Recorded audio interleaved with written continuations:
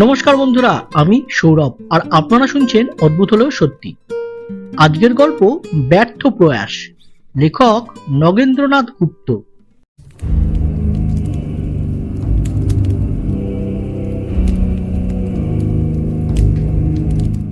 আমার নিদ্রাভঙ্গ হইল। উঠিয়া বসিবার চেষ্টা করিলাম, কি যেন আমার বুকের ওপর চাপা ছিল। রেলগাড়ি বেগে চলিতেছিল, তাহার গতি আমি অনুভব করিতেছিলাম। আমি প্রথম শ্রেণীর আরোহী। নিদ্রা যাইবার সময় গাড়িতে আর কেহ ছিল না। শীতকাল বলিয়া আমার গায়ে রাগ কম্বল ঢাকা ছিল। চক্ষু চাহিয়া দেখিলাম, একজন লোক আমাকে বক্ষে চাপিয়া ধরিয়াছে, আর দুইজন তাহার পার্শ্বে দাঁড়াইয়া আছে। তিনজনেরই মুখ মুখোশ দিয়ে ঢাকা। যে দুইজন দাঁড়াইয়া ছিল, তাহাদের মধ্যে একজন আমার কানে মুখ আনিয়া জোরে বলিল, চেঁচামেচি করো না, কোন রকম গোল করো না, তাহলে এখনই তোমাকে মেরে ফেলে গাড়ি থেকে ফেলে দেব। চুপ করে থাকলে তোমার এখন কোনো আশঙ্কা নেই। আমি বলিলাম, বেশ, আমি কোনো গোল করব না। যে আমার বুকের উপর চাপিয়া ছিল সে আমাকে ছাড়িয়া দিল। আমি উঠিয়া বসিলাম। তিনজনের মধ্যে দুইজন দীর্ঘাকৃতি, একজন খর্বকায়। এই ব্যক্তি আমার সহিত কথা কহিয়াছিল। বুঝিলাম এই সর্দার। আমার কাছে যাহা কিছু আছে তাহা কাড়িয়া লইবে, এই জন্য ইহারা আমার কামরায় প্রবেশ করিয়াছে। আমার মনে হইল, যদি কেবল চুরি ইহাদের উদ্দেশ্য হয়, তাহা হইলে আমাকে জাগাইবার কি প্রয়োজন। আমার নিদ্রিত অবস্থায় ইহারা প্রবেশ করিয়াছিল। নিদ্রাভঙ্গ হইবার পূর্বেই আমার জিনিসপত্র লইয়া যাইতে পারিত। আমার পকেটে ছিল একটা ঘড়ি আর একটা ছোট পার্স, কিছু টাকা আর রেলের টিকিট। আমার সঙ্গে বেশি টাকা বা মূল্যবান কোনো জিনিস ছিল না। আমি বলিলাম, আমার কাছে যা আছে তোমরা নিয়ে যেতে পারো, আমি কোনো আপত্তি করব না। আমি সাহসী, বলবান, কিন্তু তিনজনের বিপক্ষে আমি একা কি করিব? তিনজনেরই হাতে পিস্তল। গাড়ি থামাইবার জন্য চেন টানাইবার জায়গায় একজন দাঁড়াইয়া। খর্বকায় ব্যক্তি বলিল, আমরা যাহা করব তার জন্য তোমার অনুমতি আবশ্যক হবে না। তুমি চুপ করে থাকো, তাহলেই তোমার মঙ্গল। গাড়ির বেগ কমিতে আরম্ভ হইল। একজন আমাকে ধরিয়া আমার জামার হাতা গুটাইয়া উপরে তুলিল, আর একজন তাহার পিস্তল আমার ললাটের কাছে ধরিল। বেটে লোকটি আমার হাতে ছোট পিচকারি ফুটাইয়া কি একটা ঔষধ আমার শরীরের ভিতর দিল। তারপর তাহারা আমাকে ছাড়িয়া দিয়া আমার বিছানা বাঁধিয়া আমার জিনিসপত্র গুটাইতে লাগিল। কয়েক মুহূর্ত পরেই আমার বাক শক্তি রহিত হইল। একেবারে জ্ঞানশূন্য হইলাম না, কিন্তু এক প্রকার মানসিক জড়তা আমাকে আচ্ছন্ন করিল। মস্তিষ্কের ধারণা শক্তি প্রায় লুপ্ত হইল। চক্ষুর দৃষ্টি রহিল, কিন্তু কি দেখিতেছি তাহা উত্তম রূপে বুঝিতে পারি নাই। কর্ণে শুনিতেছিলাম, কিন্তু কি শুনিতেছি তাহার অর্থ গ্রহণ করিবার ক্ষমতা ছিল না। গাড়ি স্টেশনের নিকটবর্তী হইল। তিনজনেই মুখোশ খুলিয়া ফেলিল। ইহাদের কাহাকেও কি কোথাও দেখিয়াছি? চিত্তে স্থিরতার অভাবে বুঝিতে পারিলাম। গেঁটে লোকটি আমার পকেট হইতে রেলের টিকিট বাহির করিয়া লইল। স্টেশনে গাড়ি থামিলে দীর্ঘাকৃতি দুই ব্যক্তি দুই দিকে আমার দুই হাত ধরিয়া গাড়ি হইতে নামাইল। অপর ব্যক্তি কুড়ি ডাকিয়া গাড়ি হইতে মালপত্র নামাইয়া লইল। গার্ড আমাকে দেখিয়া জিজ্ঞেস করিল, এর কি হয়েছে? বেঁটে লোকটি বলিল, ওর মাঝে মাঝে ভিড়ের মতো হয়, খানিকক্ষণ কথা কইতে পারে না। আমরা সঙ্গে আছি, ভয়ের কোনো কারণ নেই। স্টেশনের বাহিরে একটা মোটর গাড়ি দাঁড়াইয়াছিল। আমাকে গাড়িতে তুলিয়া দিয়া মাল পিছনের কেরিয়ারে বাঁধিয়া বেটে লোকটি আর আরেকজন আমার দুই পাশে বসিল। তৃতীয় ব্যক্তি সোফারের পাশে বসিয়া গাড়ি চালাইতে আদেশ করিল। গাড়ির ভিতরে সমস্ত দরজা বন্ধ করিয়া দিল। কাচের পাশে পর্দা ছিল, টানিয়া দিল। গাড়ির ভিতরের আলোক জ্বালিয়া দিল। বাহিরের কিছু দেখা যায় না। উত্তম মোটর নিঃশব্দে দ্রুত বেগে চলিতে লাগিল। কেহ কোনো কথা কহিল না। আমি কিছুই ঠিক বুঝিতে পারিতেছিলাম না। একটা ভাব মনে আসে, আবার তখনই ভুলিয়া যাই। গাড়ি অনেকক্ষণ চলিল, কতক্ষণ তাহা আমি বলিতে পারিব না। অবশেষে গাড়ি থামিল। আমাকে নামাইলে দেখিলাম একটি ঘরের দরজার সম্মুখে গাড়ি দাঁড়াইয়া আছে। আমাকে একটা বড় ঘরে লইয়া গেল। সেখানে খাট পাতা ছিল। বেঁটে লোকটি আবার আমার হাতে পিচকারি ফুটাইল। আমি অল্পক্ষণের মধ্যেই নিদ্রিত হইলাম। নিদ্রাভঙ্গ হইলে দেখিলাম অনেক বেলা হইয়াছে। কোথায় আমি? উঠিয়া আমি ঘরের জানালা খুলিয়া দিলাম। সম্মুখে খানিকটা বাগানের মতো, তাহার পর এক প্রাচীর। সকল কথা আমার স্মরণ হইল। দেখিলাম আমার জিনিসপত্র সেই ঘরেই আছে। ঘড়ি পার্স পকেটেই রহিয়াছে। সুটকেস বাস্ক খুলিয়া দেখি জিনিস সব ঠিক আছে। আমি বাস্ক বন্ধ করিয়াছি, এমন সময় পশ্চাৎ হইতে বিদ্রুপাত্মক কণ্ঠ শুনিলাম। মাল সব ঠিক আছে তো? চমকিয়া ফিরিয়া দেখিলাম সেই বেঁটে লোক। কুঞ্চিত অধরের কোণে শ্লেষপূর্ণ স্মিত হাস্য। আমি দাঁড়াইয়া উঠিয়া বলিলাম, যদি আমার জিনিস নেবার ইচ্ছা না থাকে তাহলে এরকম করে আমাকে নিয়ে আসার কি ফল? আমাকে কোথায় এনেছো? আমি মুক্ত না বন্দী? অতগুলো প্রশ্ন একসঙ্গে, তা জিজ্ঞাসা যত ইচ্ছা করতে পারো, উত্তর পাবে কিনা সে কথা আলাদা। তোমাকে কেন আনা হয়েছে তা জানতেই পারবে। তুমি হাত পা বাঁধা বন্দি নও, তবে বাইরেও কোথাও যেতে পারবে না। এখন হাত মুখ ধুয়ে আহারাদি করতে পারো।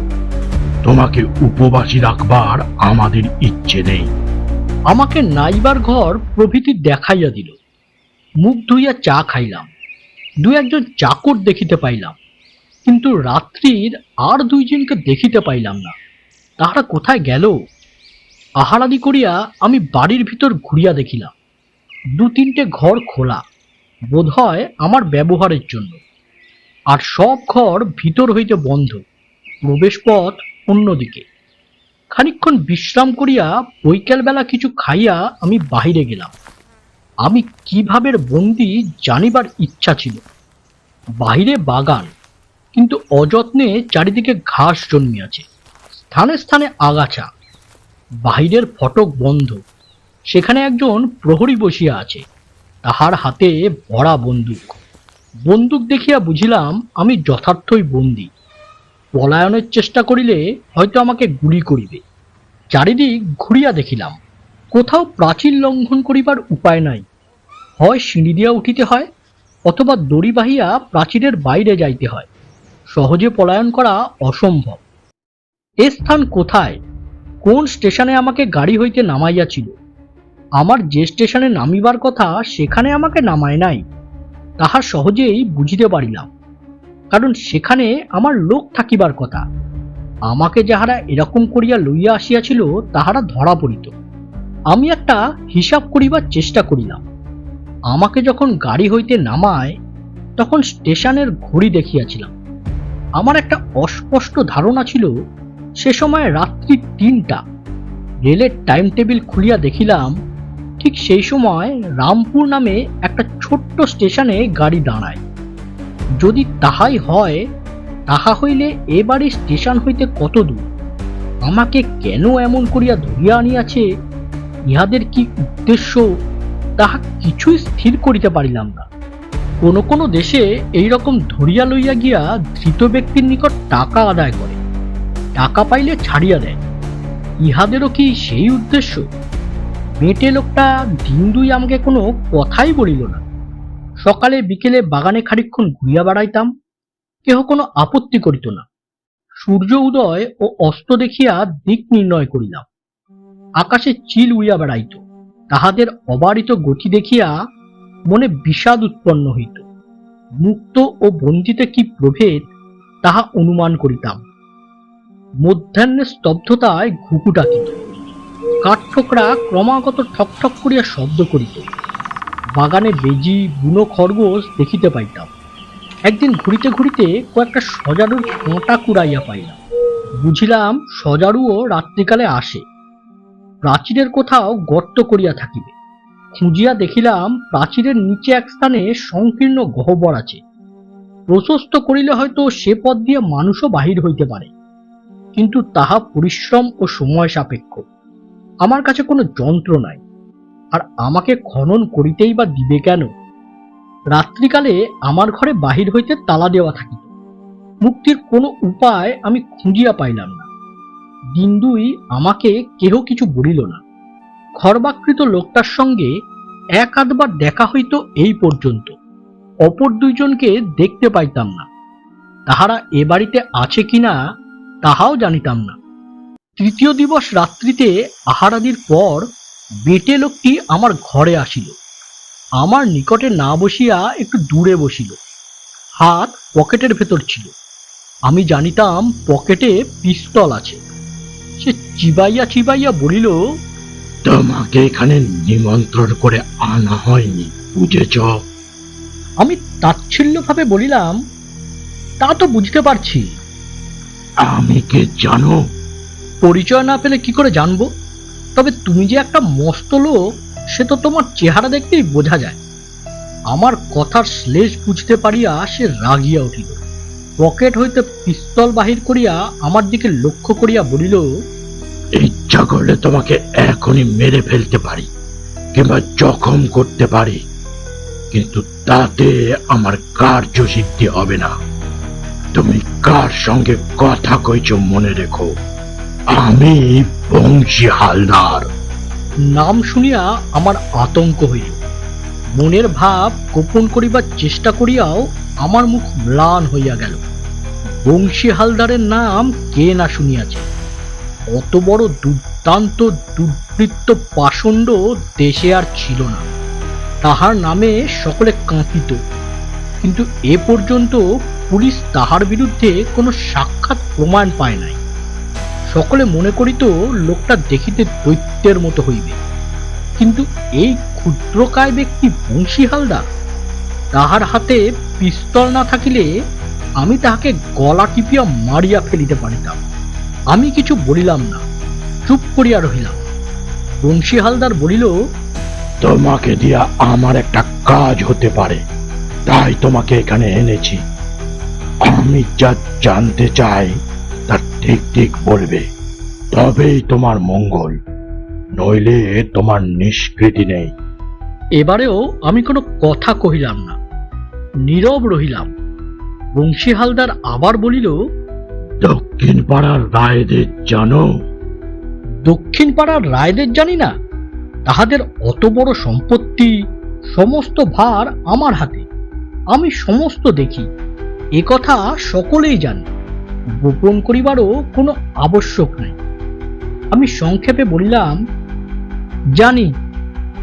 বংশী মুখ বাড়াইয়া অতি কঠোর কণ্ঠে বলিল, আমি না জেনে শুনে তোমাকে এখানে আনিনি।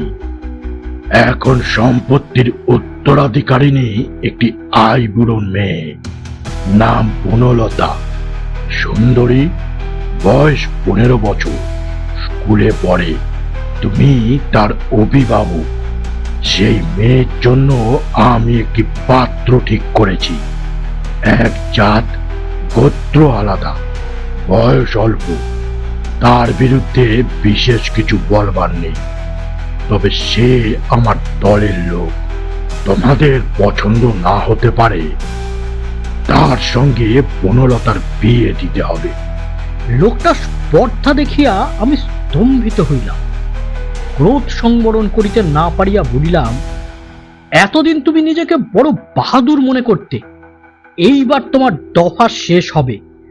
রায়দের কত লাঠিয়াল আছে তার খবর রাখো। তোমার দল নিয়ে একবার তাহার সঙ্গে লাগো না।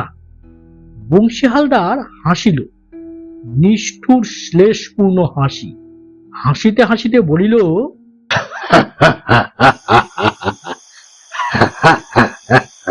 তাহলে তোমায় কি দরকার ছিল? লাঠালাঠির তো কোনো কথা নয়, কুটুম্বিতার কথা হচ্ছে। তুমি হলে ওই বাড়ির সর্বে সর্বা, তুমি বিয়ে দেবে, তাতে কে কি বলবে? আমি কিছুক্ষণ তাহার মুখের দিকে চাহিয়া রইলাম। উহার অভিসন্ধি বুঝিতে পারিলাম। আমাকে ভয় দেখাইয়া অথবা পীড়ন করিয়া রায়দের সম্পত্তি হস্তগত করিবার চেষ্টা করিবে। তাহার একটা লোকের সঙ্গে বনলতার বিবাহ দিবে। সাহসের তো সীমা নাই। বনলতা সাবালক না হইলে তাহার স্বামী তাহার সম্পত্তিতে হস্তক্ষেপ করিতে পারে না, এ কথা আমি চাপিলাম। আমি বলিলাম, তুমি কি বরকর্তা হবে না বরযাত্রী হয়ে যাবে? বর যাবে না, কনেই আসবে। এই বাড়িতে বর আর পুরোহিত উপস্থিত থাকবে। তুমি কনেকে এইখানে আনবে।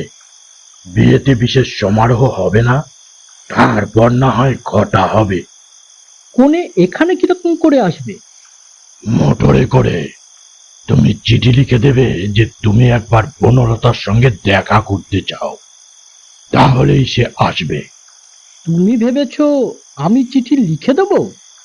সহজে দেবে না, তাহলে রেলগাড়ি থেকে তোমাকে ওরকম করে নিয়ে আসা হলো কেন? তুমি অমনি লিখে দেবে, না আর কোনো উপায় তোমাকে দিয়ে লেখাতে হবে? আমি কখনো লিখব না। ও কথা এখন বলছো, এরপর লেখার পথ পাবে না। তোমাকে কাল পর্যন্ত সময় দিচ্ছি। কাল রাত্রে যদি চিঠি না লেখো, তাহলে বুঝতে পারবে বংশী হালদার কে। সে উঠিয়া চলিয়া গেল। বাহির হইতে ঘরে কুলুপ বন্ধ হইল। আমি বুঝিতে পারিলাম এ বাড়ি রামপুর স্টেশনের নিকটেই বটে। দক্ষিণপাড়া স্টেশন হইতে কয়েক ক্রোশ দূরে মোটরের রাস্তা আছে। ইহাও বুঝিলাম যে পরদিবস হইতে আমার উপর কোনো রকম অত্যাচার আরম্ভ হইবে। আমি যন্ত্রণা সহ্য করিতে না পারিয়া বংশী হালদারের আদেশ মতো চিঠি লিখিয়া দিব, তাহা সে স্থির করিয়া রাখিয়াছে। তাহার অসাধ্য কোনো কর্মই নাই। আমাকে কি করিবে? দরজা ভিতর হইতে বন্ধ করিয়া আমি বাস্ক হইতে একখানা নোটবুক বাহির করিলাম। তাহাতে পেন্সিল ছিল। কাগজ ছিঁড়িয়া সমস্ত ঘটনা লিখিলাম। রামপুর স্টেশন হইতে অধিক দূর নয় তাহার উল্লেখ করিলাম। আমাকে শীঘ্র উদ্ধার না করিলে আমাকে বিশেষ যাতনা ভোগ করিতে হইবে তাহা লিখিলাম। জোর করিয়া আমাকে দিয়ে চিঠি লেখাইয়া লইতে পারে সে কথাও বলিলাম। পুলিশের সাহায্য লইয়া রাত্রিতে নিঃশব্দে প্রাচীর লঙ্ঘন করিয়া বাড়ি ঘেরাও করিয়া বংশী হালদার ও তাহার লোকজনগুলিকে ধরিয়া আমাকে মুক্ত করিতে লিখিয়া দিলাম। চিঠি লিখিয়া খামে বন্ধ করিয়া রায়দের বাড়ির নায়েবের নাম লিখিলাম। আর এক খণ্ড কাগজে লিখিলাম, যে এই চিঠি কুড়াইয়া পাইবে অবিলম্বে দক্ষিণ পাড়া রায়দের বাড়ি লইয়া যাইবে, নহিলে এই বাড়িতে খুন হইতে পারে। এই কাগজ খণ্ড আর 5টি টাকা একখানি ফর্সা রুমালের খুঁটে আটিয়া বাঁধিলাম, আর একদিকে চিঠি বাঁধিলাম। তাহার পর আলো নিভাইয়া শয়ন করিলাম। আমার দরজার তালা খুব ভোরেই খুলিয়া দিত। আমি সকালবেলা চা খাইয়া যেমন খানিক ঘুরিয়া বেড়াইতাম, সেই রকম পায়চারি করিতে লাগিলাম। যে লোকটা দরজার কাছে বসিয়া থাকিত সে আমার দিকে পিছন করিয়া মশলা বাটিতেছিল। বন্দুক দেওয়ালে হেলানো ছিল।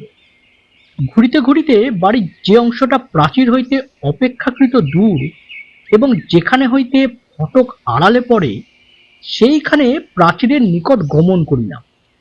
চারিদিকে আগাছা।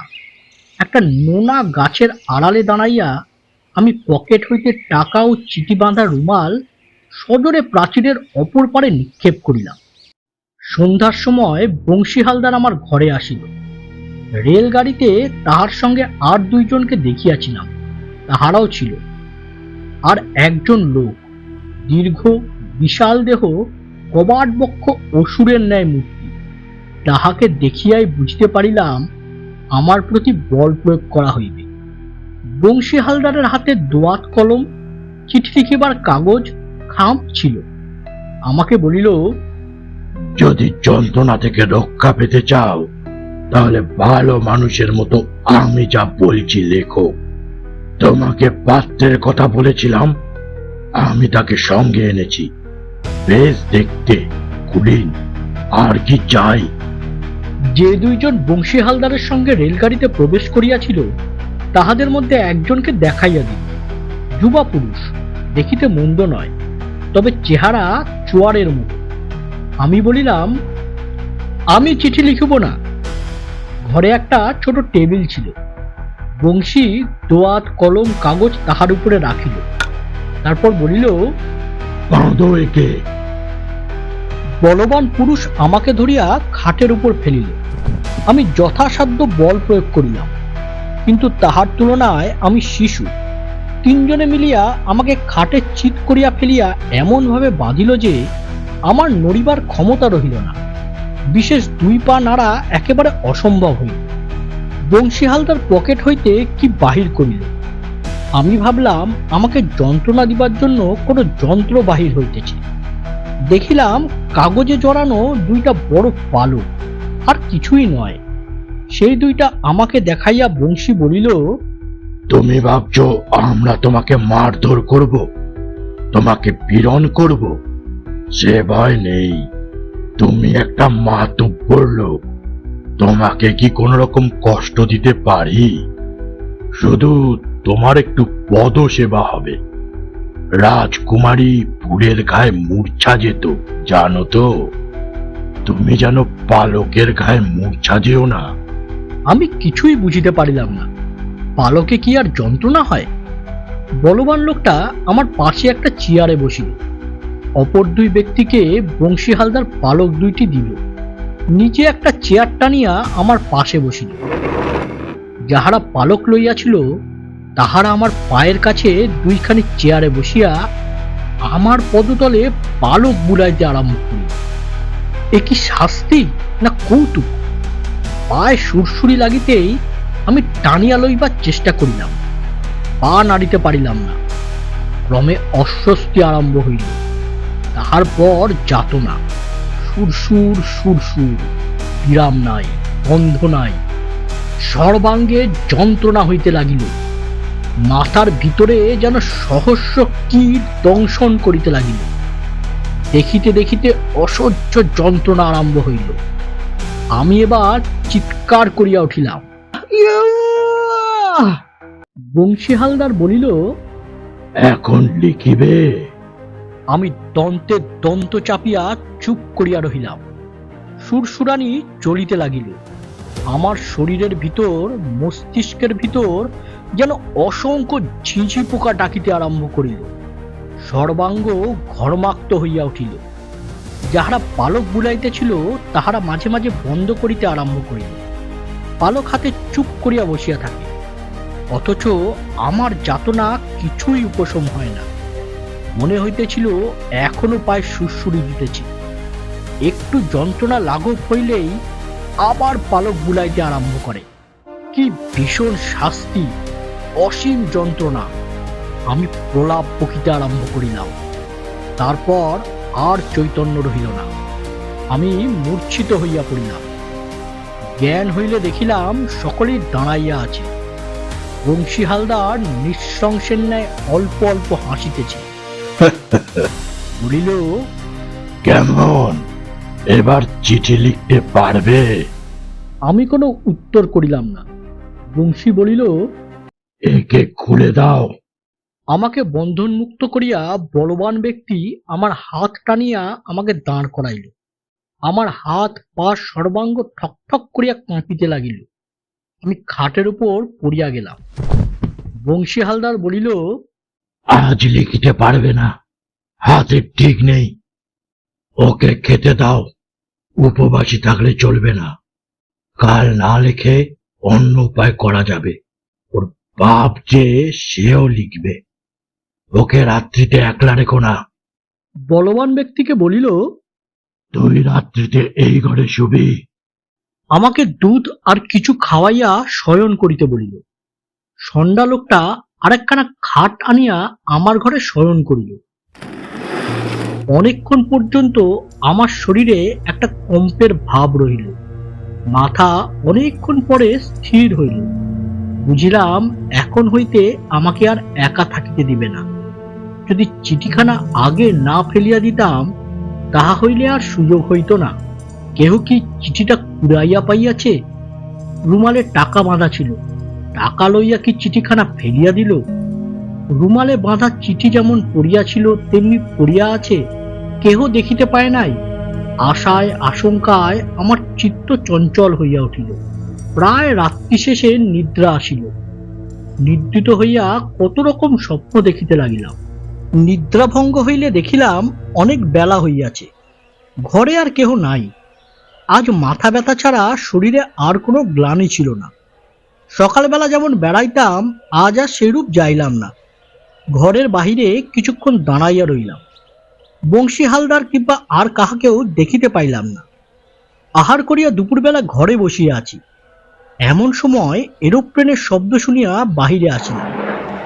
দেখি একটা এরোপ্লেন খুব নিচু হইয়া বাড়ির উপর দিয়া চলিয়া যাইতেছে। বংশী হালদার ও অপর কয়েকজনও অন্য ঘর হইতে বাহির হইয়া আসিল।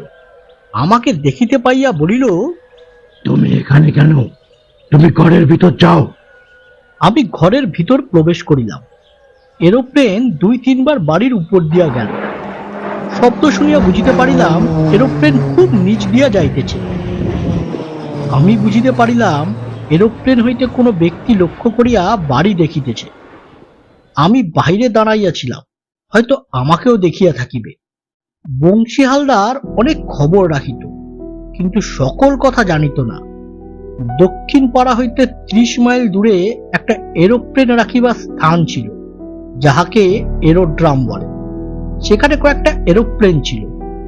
বনলতা মেমের কাছে ইংরেজি পড়িত, পণ্ডিত মহাশয়ের কাছে সংস্কৃত পড়িত, ইংরাজিতে খুব সুন্দর কথা কহিতে পারিত। এরোপ্লেনে ওঠা তাহার এক বাতিক ছিল। আমাকেও কয়েকবার ধরিয়া লইয়া গিয়াছিল। এরোড্রাম হইতে রায়দের বাড়ি পর্যন্ত টেলিফোন ছিল, যখন তখন টেলিফোনে কথা হইত।